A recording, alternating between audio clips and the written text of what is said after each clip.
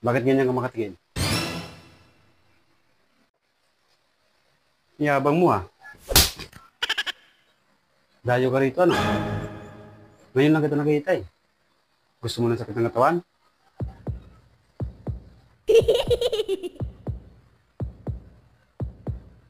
Huwag kang paangas-angas rito ah. Teritoryo ko to.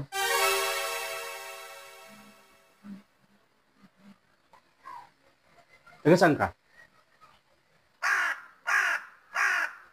Pag tinatanong ka, sumagot ka.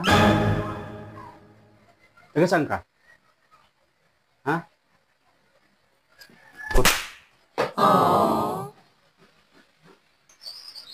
Taga dyan lang po ako, sa Ibayo.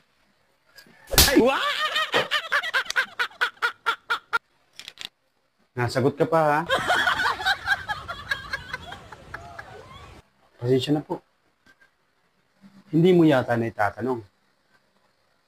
5 taon akong nag-aral ng martial arts. Kaya walang pumapalag sa akin dito eh. Kasi kinakatakutan nila ako. Kilala mo ba ako? Ha?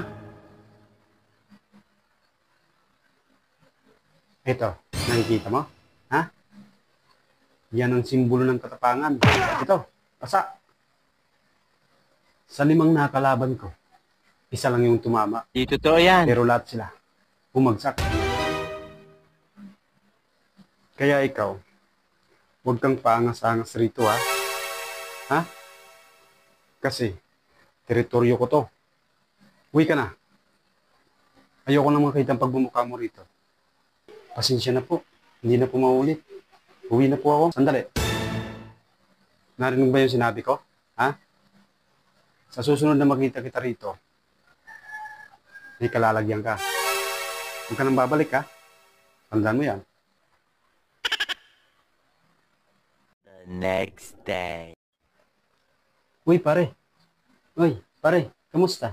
Nabalita mo na ba yung nangyari kay Aman? Sino nga man, pare? Si Aman? Hindi mo kilala? Yung sigang mahilig manggulat? Yun bang palaging nasigaw kapag lasing? Oo. Yun nga yung pare. Yung sinasabi nilang black belted daw. Yung laging napapaaway. Ah, yung nambatok sa akin nung isang araw. Mayabang nga yung pare. Kahit ako'y laging pinagtitripan nun. Bakit? Na paano raw pare? Nakipag-inuman daw. Tapos, nung nalasing, kinalaban daw yung mga kainuman. Kaninang umaga lang, dinala sa ospital. Nag-aagaw buhay. Nako, buti nga sa kanya. Sobrang yabang ng taong yun. Ang sabi nila, nilason daw. Tanggal yung angas pare. Nasa ER ngayon. Di ba ang sama nun? Yung ilang taon mong pinag-aralan, yung self-defense, tapos lalasunin ka lang. Sobrang tapang. Lason lang pala yung katapat.